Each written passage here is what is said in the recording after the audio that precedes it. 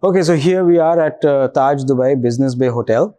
My team and I are actually setting up for a conference, and this conference is about for 150 people, which is going to happen. It's an all-day event, which will run from the morning all the way till the evening. And as you can see, I'm going to walk you through this entire event. So what you see here is we have two entry points where the valet, the guest drop-off will happen here, but most of the guests can also walk in from the lobby in Taj. And this is their pre-function area. Why have we decided to keep a check-in desk or a registration desk here?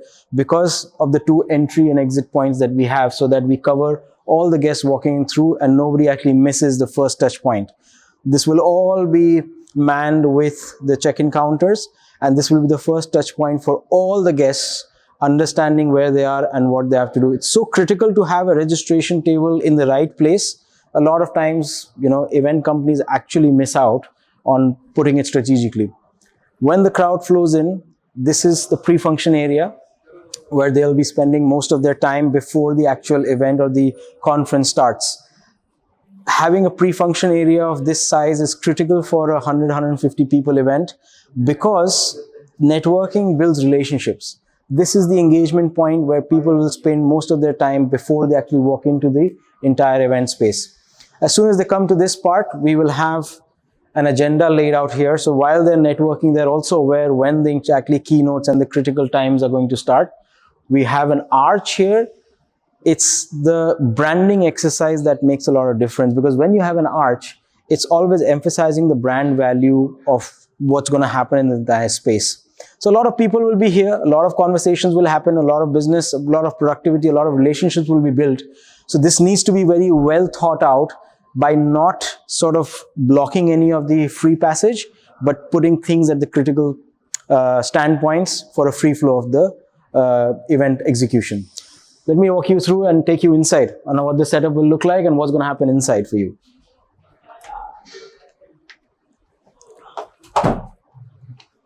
Raza, how are you? Good. How about you? Good. So Raza is our event specialist for this particular project, and he's been actually from stage one, he's been handling and helping the client manage the event. So Raza, tell me, how's it going right now in the space? It's going good, Ankur. As you can see, we are almost done with the setup. We just have a few more things to be finished, like the screen. If you can see over there, we have the screen that is we're getting the final touches to be done over there. We have a few branding elements also, a little bit touches to be done, and Nice. we are almost we are done with it. Nice. And since how long has our team been here for setup? Our team has been here since 3 p.m. in the afternoon today. Okay. And we are still doing the setup till now. Expected in the next half an hour we should be done with the entire setup. So about 6 to 7 hours they've already spent here, the hard work going on. Nice. And any kind of challenges you faced through this entire process so far? Really, I would not say a challenge as such, but yes, we did face a challenge which actually fell in our favor. So basically, we were actually supposed to set up at tonight 12 a.m. onwards. Okay. But what happened was that I checked with the hotel, and the hotel told me that you can come a day prior, Right. a few hours prior, and then you can start the setup. So that actually fell in our favor. But the only challenge that we faced over there was to prep the team in that short period of time so that they can get ready. And So how did you manage to mobilize with this change? this is the efficiency of the team, you could say. The team was completely ready because they were anyways fixing the elements and they were loading the stuff anyway. So I told them just if you could hurry a bit more, and then they said no problem, we can try our best. And then it actually fell in our favor, and then we got things running up as soon as possible, and then we quickly moved in, and then here you go. We have the setup Nice. ready. So tell me one thing, I have a question. Yeah. Why do we have the riser panel above the stage so high?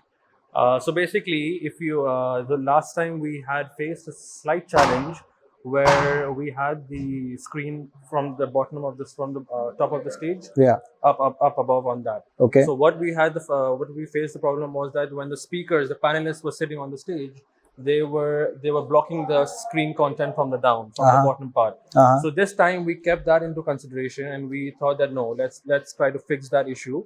So what we did was that we we kept the riser 1 meter. We could keep it 50 centimeter also, but still we were understanding that it would still cut the content, the screen content as per their heads. So we made it a bit more, we added more 50 centimeter, and then we took it more higher, so that now if the panelists are sitting in front of the stage, in front of the riser, their heads will not cut anything at all, and then the content will be completely visible to all the guests who are sitting. Awesome, awesome, great thinking. I mean, I think in a conference, content is the most important part, anyways, right? Absolutely. So great, Raza. I will leave you to it. I hope you have a great time for the event. Sure. Carry on.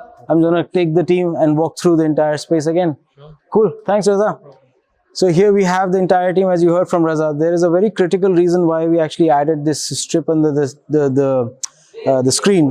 When you will have chairs here, when you will have a keynote speaker, a lot of content actually blocks out. A lot of times companies who actually host conferences or event management companies don't realize this part, but the content is the key here. Because it's a conference, you're actually sharing knowledge, you're talking to people, you're imparting critical information that goes a long way. And if that is not visible, then what's the whole point of having a conference like that? So we understand this, and that's why we have a screen like that. For a 150 people event like this, that's the kind of size of the stage that we recommend, so that all the way till the back, it's critical for everybody to see what's on the screen. That's why we've raised it a little higher on this. One key component at times that we keep hearing from our clients is when somebody's on the stage and they're facing the audience the other way around, they don't know what's going back on the screen. That's why we have a preview monitor. Why this preview monitor is overlooked, most of the cases I've heard from our clients as a pain point is the companies don't realize that it's such a simple thing that if a person who's speaking has a screen behind him, how is he going to know what's he presenting in the front? So it's very standard process that we follow, that we always give a preview monitor if there is a screen involved. It doesn't matter whether it's a small screen or a big screen, but it has to be involved. We have the lighting. If you'll notice the lighting on the top, those lightings are specifically for highlighting the speaker. Any LED screen has its own light emitting from the back, which makes the front person sitting dark, who's standing in front of the screen and talking to the audience. That's why we have profile lights to basically counter the backlight, so that his face and his face or folio is absolutely clear. So we have the entire lighting setup, gives a great feeling, not just during the event, before the event, after the event as well, and sets the right mood when you're actually hosting a conference like this. So everything that you see here is extremely well thought out. It's not just a setup. It's not just that we've put a screen or a sound system or random lighting. Everything has been critically placed with certain aspect in mind, and it basically serves a certain purpose. And that's very important when you're hosting any kind of event, whether it's small, big, or just for your fun. But anything that has to serve a certain purpose, and that's what we do.